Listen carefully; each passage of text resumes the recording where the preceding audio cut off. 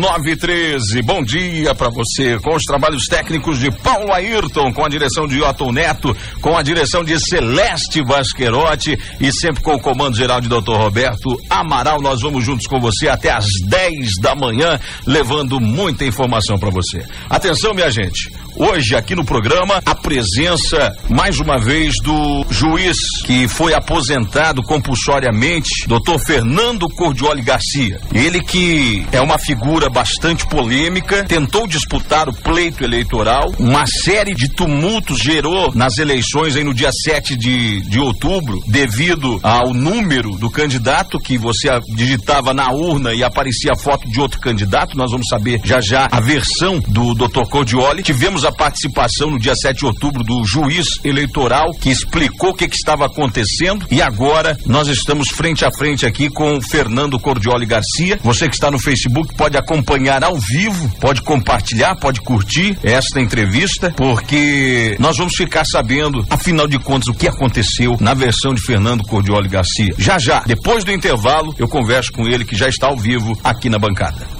Clube FM. Música, informação. Clube FM. Estamos apresentando Clube Repórter.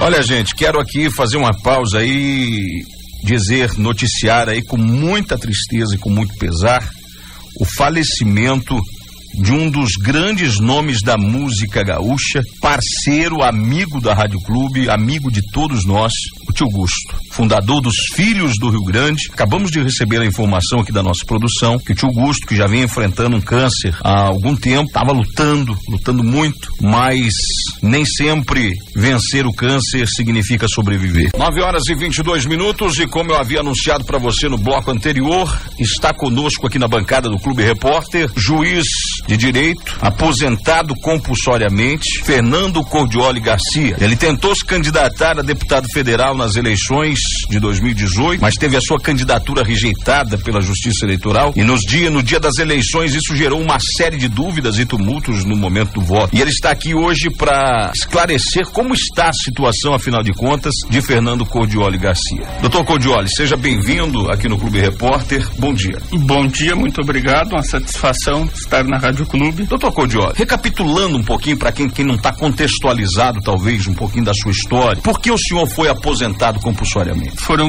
diversas acusações seguidas, eu não sei nem como sintetizar tamanho volume. Basicamente eu alego ser vítima de uma coisa chamada assédio moral, ser perseguido. E depois que eu fui removido, quando tentaram me aposentar a primeira vez em Otacílio Costa, eu sofri novamente o processo por Otacílio Costa, quando já estava em Birama, prestes a ser promovido para Lages. Atualmente eu seria juiz em Lages, ao que parece, talvez até da vara da Fazenda Pública. E como eu era um juiz correto, honesto e que não puxava no saco desses políticos nojentos, eles trataram de me aposentar às pressas. E agora que eu me candidatei e resolvi desistir dessa magistratura que não serve ao povo e aos meus ideais, eles trataram de, mais uma vez, comprovar tudo o que eles fazem já há cerca de 6 anos. Me perseguir. Não tenho condenação por crime, improbidade, nem contas públicas rejeitadas. Sequer fui acusado disso. Fui acusado de um monte de bobajada baseada nos 3 ou 4 piores servidores públicos de Otacílio Costa, e com base nisso eles querem me exilar dentro do meu próprio estado de Santa Catarina. Apesar disso tudo, eu fui votado com mais de 5.400 votos em 227 cidades do estado. E em Otacílio Costa recebi cerca de 1.000 votos. Apesar do senhor juiz eleitoral, numa atitude totalmente irregular e baseada em fatos inverídicos, ter ordenado que as pessoas não votassem no meu número. Doutor Cordioli, o senhor foi aposentado compulsoriamente. O que isso significa para um juiz? Significa segunda punição máxima, significa exclusão da magistratura. É uma punição que é prevista em lei para juízes que não conseguem trabalhar, improdutivos, e para juízes que cometem crime, juízes que são improbos, cometem coisas gravíssimas. Aí a lei prescreve aposentadoria primeiro e um processo judicial posterior de demissão. É lenda dizer que juiz é somente aposentado. No meu caso, eu fui somente aposentado porque não tem como me demitir. Eu não fui acusado de crime. Então fica essa situação irregular. Um juiz aposentado que não é demitido, porque se for tentar me demitir, eu me defendo da mesma forma novamente. Onde estão os meus crimes? Onde estão as coisas gravíssimas que eu cometi, né? Não existem. O senhor ficou conhecido nacionalmente como juiz Coragem, assim titulado. Esse título foi dado pelo próprio povo, pela forma com que o senhor combatia a corrupção e também pela maneira que o senhor questionava o próprio Ministério Público e o próprio Poder Judiciário. Diante disso, a pergunta que eu lhe faço: o senhor acredita hoje na imparcialidade da justiça? Não acredito. A conduta de um colega que vem à rádio sem ter me ligado ao meu ouvido dizer que eu não tinha recorrido, quando na verdade, segundo meu advogado, há 3 recursos ainda hoje no TSE para discutir uma coisa que está escrita na lei, que é o meu direito de estar na urna, apesar de subjúdice, dá bem entender que a magistratura se tornou um lugar de bullying, né? Se tornou um lugar de fofoca, de se julgar, por assim dizer, por ouvir, pelo conjunto da obra, como eu ouvi de uma colega magistrada que foi muito perseguida também, ficou 20 anos esperando ser reintegrada depois de ser não vitaliciada no processo de estabilidade dela, digamos assim. A magistratura, eu já dizia muitos anos atrás, e é um dos motivos de eu ter recebido votos nos 227 lugares do estado diferentes. Ela só julga preto, pobre e puta. Isso está evidente. O senhor já viu algum magistrado vir na Rádio Clube em dia de eleição, né, em dia de votação ou durante a campanha, nas outras eleições, para falar de algo assim que não seja dicas gerais de título, biometria? Ou mesmo vir aqui para isso? Eu não sei, né? O senhor me responda, por favor. Ou acontece só comigo?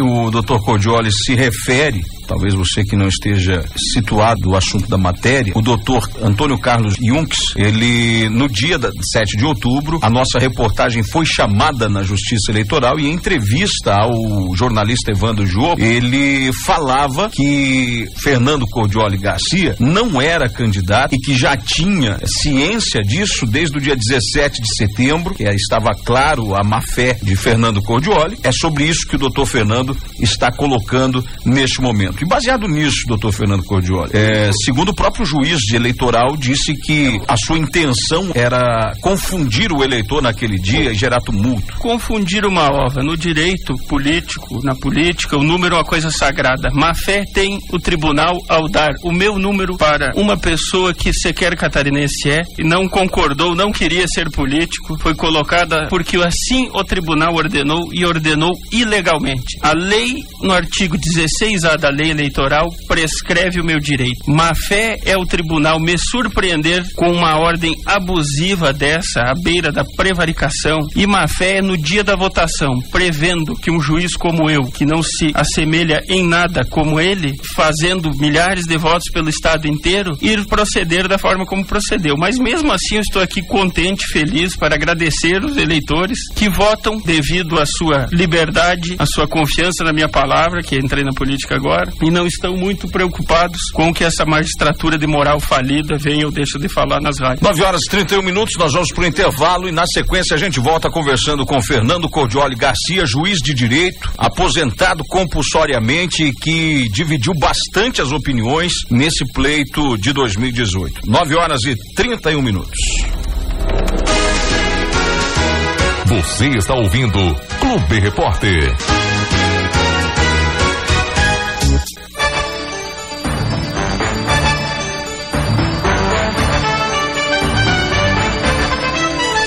Muito bem, a Dinâmica Assistência Técnica tem um recado para você. Precisou de consertos, peças para torneiras e chuveiros? A Dinâmica tem. Tem de tudo para o seu lava-jato também, para o seu aspirador de pó, tem bico de canto, sacos descartáveis e filtros. Precisando de manutenção na sua motosserra ou roçadeira de qualquer marca, traga na Dinâmica que o pessoal resolve para você. Dinâmica Assistência Técnica, Avenida 1º de Maio, 152, esquina com a delegacia, no 2º DP, no bairro Coral. Ligue agora no 3224-9513 ou pelo 999-510419. 9h36, 9h36. continuamos aqui a nossa conversa com Fernando Cordioli Garcia, juiz de direito, aposentado compulsoriamente. O senhor já falou um pouco sobre isso, mas a pergunta que nós fazemos, o senhor considera hoje uma pessoa perseguida pelo próprio sistema judiciário a quem o senhor tanto acreditou? Sim, isso é um fenômeno psiquiátrico e é baseado na inveja, basicamente. As pessoas têm inveja de quem eu sou do que eu tenho de melhor, que seria a minha coragem. Mas a minha coragem é nada mais que o cumprimento da minha obrigação. Eu fui educado por um delegado de polícia lagiano que se tornou famoso pelas suas atitudes. E eu me lembro de uma reunião de magistrados aqui em Lages, eu, juiz de Otacílio Costa, e a magistratura toda desunida. E eu, novato, jovem, né, vindo do movimento estudantil, querendo reunir, conseguir fazer o que o grupo dos juízes assemelhava mais, que eram os mais rebeldes, os mais populares, os mais povão, se juntasse com aqueles dos mais elitistas, assim, né, numa janta, num restaurante aí. E chegando lá, esse magistrado debochou da minha cara, por eu ser um filho de um delegado que não fazia acerto. Na época, eu não acreditei naquilo que estava acontecendo nos meus olhos, que ele estava debochando do meu pai, por meu pai ser um delegado que não aceitava propina. E eles riam, davam risadas no meio de muito álcool. Hoje eu percebo que a magistratura é feita de seres humanos iguais a todos os outros. Seres humanos como eu e o senhor, com defeitos de personalidade, com pecados a saudar, né? E o grande problema da magistratura é que ela não admite crítica. Como é que o meu processo não era subjúdice, se eu sou advogado, se eu tenho 5.000 votos? O meu advogado chegava a ser voluntário. O advogado obteve uma liminar perto da meia-noite. Ele entrou com o processo e depois obteve uma liminar. Essa liminar, ela não é uma liminar atípica, é uma liminar normal, que todos ganharam, porque a lei é feita para os políticos. Eu virei político, então eu mereço o tratamento brando, covarde e tíbio que os políticos legislam em prol deles mesmos. Então, como é que um Cobalcini teve a justiça aplicada para ele e eu não, se as nossas defesas lá no processo de impugnação é igual? Como é que uma Ângela Min com condenação monstruosa por causa daquelas improbidades dela, tanto na publicidade quanto no sistema de transporte urbano, daquela prisão que se tornou a ilha no trânsito, somada agora com a 101 em Palhoça, como é que outros políticos tiveram a candidatura impugnada, deferida pelo TRE, teve 1 ou 2, e garantida no TSE, e eu sou o único que não posso nem ter o meu número de um partido nanico que me abandonou também? Como é que eu sou o único?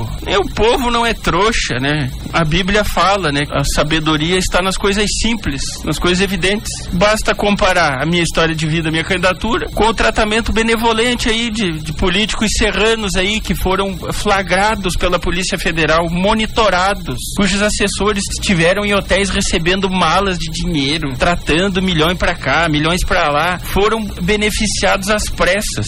É evidente que há um tratamento duplo, o destinado aos cordioles da vida e o destinado aos demais, aos que já são dos partidos grandes, da política, né? Esses aí, todos os benefícios da lei e até às vezes além da lei, né? Pra gente poder entender, doutor Cordioli, pessoal aqui no Facebook, só antes de eu fazer a próxima pergunta, Jean Silva dizendo o seguinte no Facebook: doutor Fernando, pessoa honesta, humilde, mais que tudo corajosa, e este é o motivo de ser aposentado. Honestidade no Brasil não vale nada. Do Jean Silva.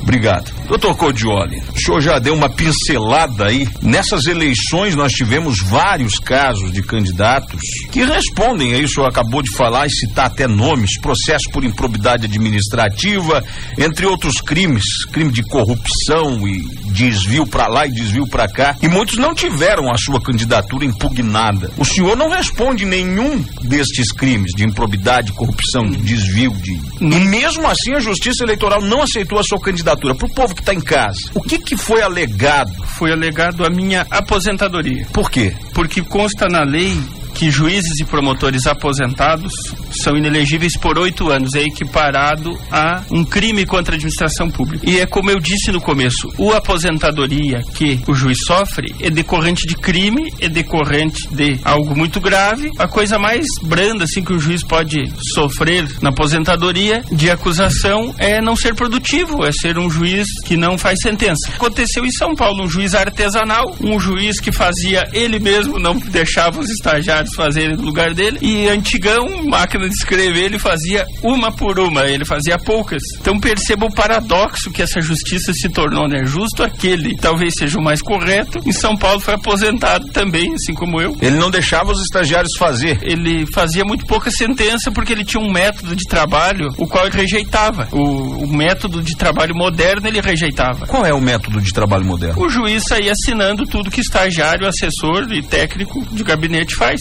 É assim que funciona? É assim que funciona. Ele se tornou um gerente há muito tempo. E se destacam, inclusive, os que são bons gerentes, os que sabem gerenciar. Existem processos que o juiz não lê? Sim. Quem lê é o estagiário?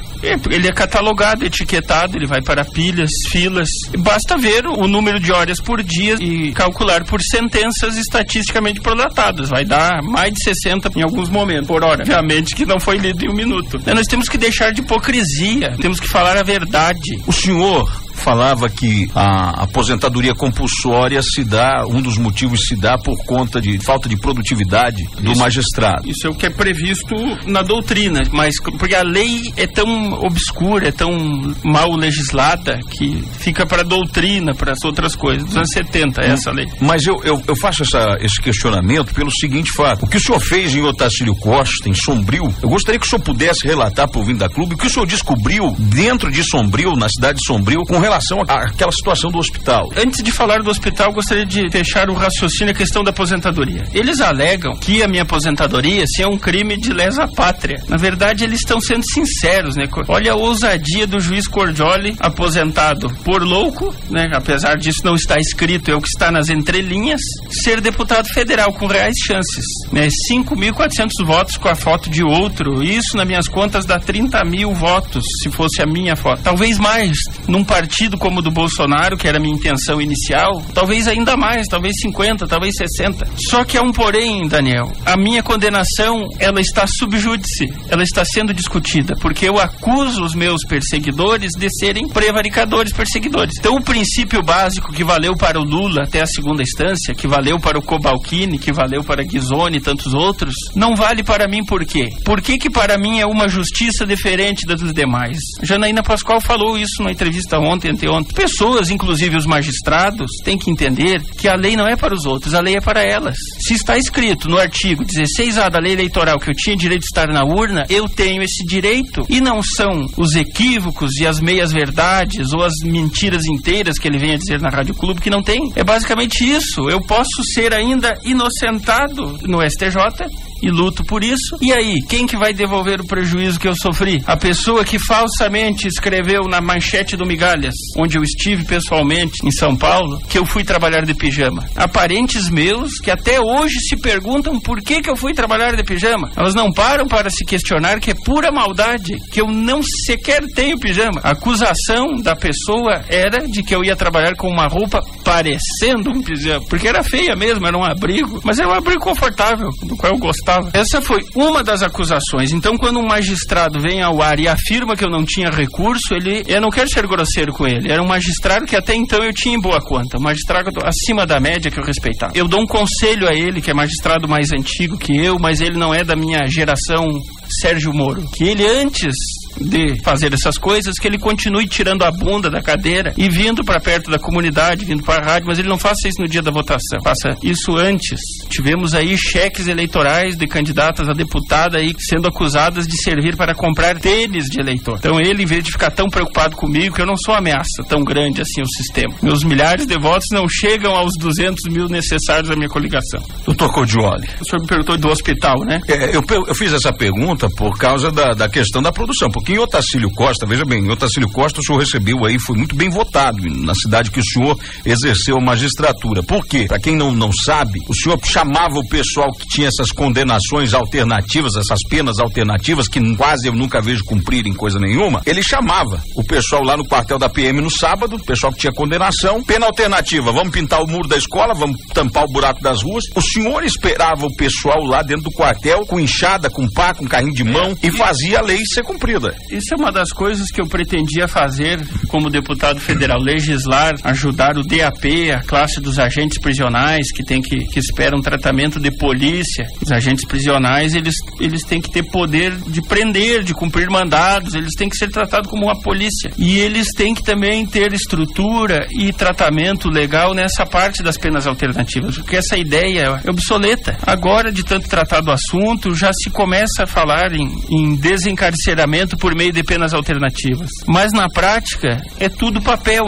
ofício que vai, ofício que vem. Então ficava a meu cargo comprar um chapéu, comprar uma pá, comprar algum carrinho de mão, algumas coisas com meus próprios recursos, para ver a coisa funcionar. E eu fico muito grato que a comunidade tenha reconhecido isso na forma de 1000 votos, que se não fosse o ex-colega magistrado, que não falou só aqui, mas também foi lá pelo telefone, se eu não me engano, falar ao vivo na rádio comunitária. Outra irregularidade, uma rádio comunitária que tem lado partidário falando em plena votação, junto com o juiz eleitoral, para não se votar ou deixar de votar, ou o que é, o que não é, numa coisa subjúdice em 3 recursos, onde uma liminar foi descumprida. Enfim, eu só tentei fazer o meu trabalho, porque eu via ele de baixo para cima, não servindo para nada. Agora, como candidato, eu visitei as pessoas e, olha, o povo é muito subestimado, o povo é muito maltratado. Eu tive 2 pedidos de compra de voto, apenas 2, no meio de 5.000 votos na cara e no nome de outro na urna. O grande pedido que eu sempre tive, até pelo me apresentar como juiz, é processo parado, é processo fruto de corrupção. Acabei de receber aqui no WhatsApp a história de Balneário Camboriú, um lugar de terrenos valiosíssimos, que um perito nomeado por uma juíza pediu 100 mil reais para fazer uma perícia em prol daquela parte, né, que já tinha o direito, que perdeu o terreno, segundo ele, para uma máfia que envolve cartórios de imobiliários, que envolve... Né, quem nunca ouviu essas histórias? Quem não sabe que tem corrupção em todo lugar, prefeitura?